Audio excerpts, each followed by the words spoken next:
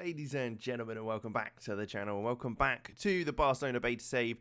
We're only a few days away from the full game and the full release, so we'll be flying through this season, and we have done so far. Before we jump into things, make sure you like the video for more content like this, and subscribe to the channel to get lots of more from me, and of course, everything else that's going on ready for the full game. So, let's jump into it.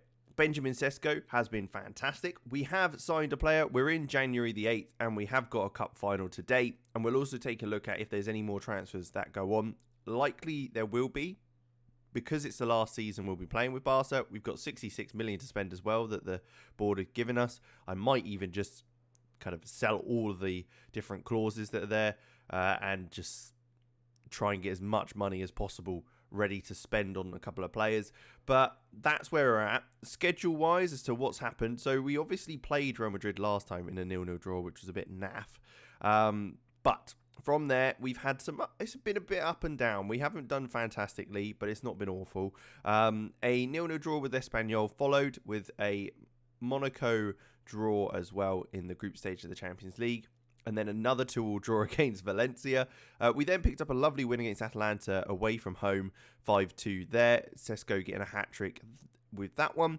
Getafe, we beat 3-1. Drew against Zenit. Then a couple of wins with some clean sheets, which is very nice. Villarreal and Gijón. And then Zenit, we smashed 5-1. A lovely, lovely, comfortable win there. We unfortunately lost to Real Betis 2-1. A game that we probably should have won. And then a 2-1 victory over AS Monaco in the Champions League group stage confirmed our way of going through to the next round. So we kind of let off a little bit against Atalanta and kind of played a second string mix-up side to see how that goes. And then we also beat Legans in there as well. A couple of friendlies for the World Cup was Tottenham and Wolves, which we did okay in. Again, was just mixing players around. We had a bunch of players out, so it was just to see how it went on. Our first game back was awful. We lost to Atletico Bilbao, but turned things around against Levante in the Super Cup semi-final in Saudi Arabia. But we have got Real Madrid today in the Super Cup final. Can we defend our title that we got last time? We shall see. The player that we have brought in so far is a young man who's actually very, very exciting. Let's take a look. Luca Romero, there he is. Couldn't find him for a second. That's another thing. We use it in Zealand's skin, so make sure you check out his channel and the skin that he's made. It's very nice. It's effectively the same game and the same base, but just little bits that just improve it, give you a bit more information. And I'll probably have to fill around in the match as well. But it's nice just to have a bit of a bigger picture, better positioning for this sort of thing, and also you get the potential on there, which I don't understand why that wasn't on there in the game first of all, but there you go. But yeah, Luca Romero, he came in for only a couple of million actually. 3.3 million I think is an absolute bargain for him. He has got so much potential. He's good already. He could probably slip into our first team if needed. I wouldn't want to put him in there straight away, but I mean, so it's a long-term investment. Probably not one that I should have really bought for this sort of save, considering we're ending at the end of the season. But I might play this a little more after that in my spare time. But there you go. Luca Romero is our new signing from Lazio. But let's jump into the game. Tactics-wise, we're still with our 4-3-3, which is very good. We're getting some good bonding and good friendships going on in there, which is very nice to see. But we'll play with ter Stegen in goal, Dest, Araujo, John Stones and Balde at the back because Alba is out injured. Nico will be playing in the holding midfield role. He's been doing very, very well lately with Pedri and Frankie de Jong either side of the centre midfield partnership. That triangle, they've been doing very, very well after Frankie came back from injury. Yusuf Demir wanted a few more game times. He's fair enough. So I've brought him in and he's been playing well. So can't complain. Ansu Fati and Karim Adeyemi up top. We've got Benjamin Sesko on the bench, who's absolutely been banging in the goals so far this season, to be fair. You can see here, 8 goals in 11 appearances. But overall, he's had 14 goals in 13 starts. So he's absolutely been on fire as of late. But I like to mix it up a little bit, especially in this game. We're going to stick Karim Adeyemi up top and see how that goes with Gavi as well off the bench. I might actually bring him on for Dembele, who wants to leave the club. after some time.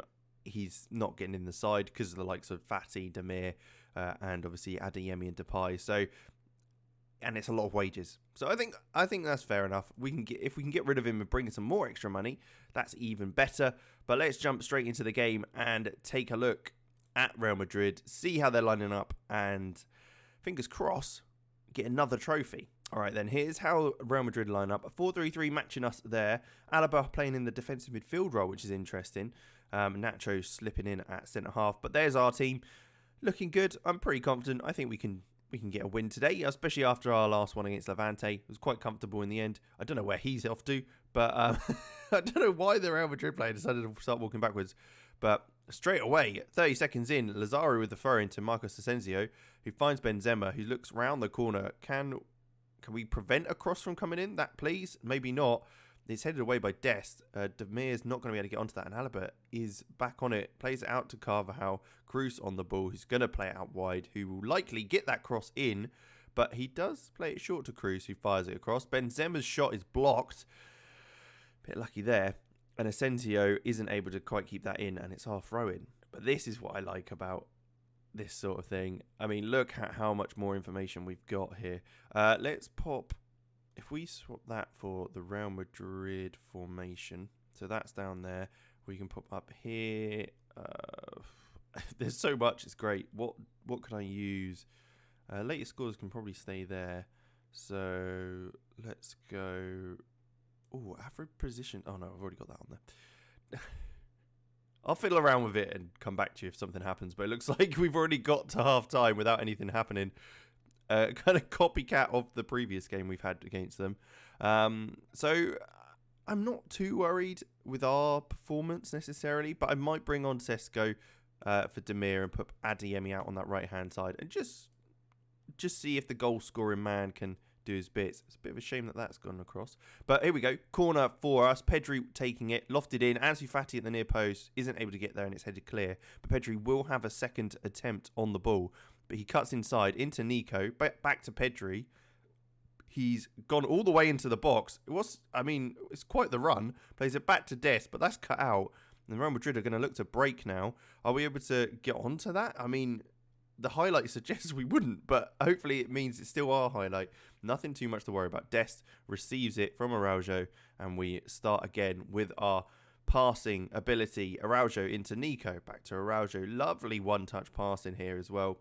Taking our time, though, not rushing it too much, and we'll wait for that gap to really drive that vertical tiki-taka through. And there's Adeyemi's ball over to the top. Pedri making that run from centre midfield. He's got loads of time, crosses it in. Sesko with the header, and there it is, the goal machine. 15th goal of the season for Benjamin Sesko. I mean, what a signing he's been. If you need a player to score goals, I would 100% recommend him. He's an absolute beast at this so far. Adeyemi's ball over the top to find Pedri was lovely. Pedri's late run means that no defender was carrying with him. And Pedri's ball in led to Sesko just heading home. 1-0 Barcelona. We're going strong, but it's a Real Madrid highlight here. It's come over the top to Tecatito. And we are managing to hold him up at the moment, but he does cut back to find Carvajal, who lays it off to Cruz, whose shot finds the bottom right-hand corner. His third goal of the season levels things for Real Madrid. It wasn't a great defensive display there. The fact that we were able to stop him from getting into the box initially, but they just played it around the edge. Tecatito does well on this right-hand side to cut back and lay it back to Carvajal, who's made that run. I mean, Adeyemi maybe has to be a bit more alert there because that would be his man. But there you go, 1-1, 60 minutes gone. So Depay has come on for Ansu Fati just to change things up a little. We're still looking strong with kind of our possession, our shots, our shot accuracy, all that sort of stuff. So it's not too much to worry about at this stage, but it is getting later and later into the game, which isn't great. We're in extra time now, or added time I should say, with it going to extra time. We're going to have to go to the dressing room, and I think we will mix things up off the bench. We need to get some fresh legs on because the boys seem to be knackered. We've only got one sub remaining, which is a bit concerning. I think we'll bring on Gavi. And we'll take Nico off. We'll pop Gavi up further up the field and just basically swap things around a little bit in the midfield. Frankie de Jong will sit slightly deeper with that deep line playmaker role, but hopefully that will mean we'll be absolutely fine. You can see we're dominating in midfield. They are getting deeper and deeper for their average positioning, so that shows that we are dominating at the moment, and our XGs throughout the game has looked very, very good. Stones wins that header, and it comes to Frankie de Jong. Pedri finds Sesko, who looks to turn and get it to Karim Adeyemi on the right-hand side, who does look back, but it means that we do have that space on the right-hand side for the overlap from Dest. Comes into Adeyemi, ball across to Memphis Depay, and he's rattled the crossbar with that strike from the edge of the box just at the end of the first half of extra time, and we've absolutely smashed it against the bar. Our XG is by far higher. We've absolutely dominated the game. Maybe it's the experience of the players that is maybe letting them down. We've got a young side, but Araujo with the header is just wide from Memphis Depay's cross. But maybe that's what it is. Maybe it is the experience of the players. But it's coming to the end of the game now, and end of extra time, and it's frustration. They've got Kubo up top that they've brought on as well. Right, here we go, straight into penalties. Yeah, let's pick the team that we'll be going for. Ronaldo Araujo is our normal penalty taker. We'll pop Pedri on there as well, along with Karim Adeyemi. There's a lot of young players. Memphis Depay will get in there, and John Stones as well. Good composure in there. He's looking pretty confident. Sesko, he's displaying little emotion, so what we will do is pop Frankie de Jong in next at 6. And we'll leave it at that, because what I'm saying is that we're going to win from there. I'll just hand over the team talks to my assistant manager. Like, what kind of team talk can you make at penalty shootouts? But here we go.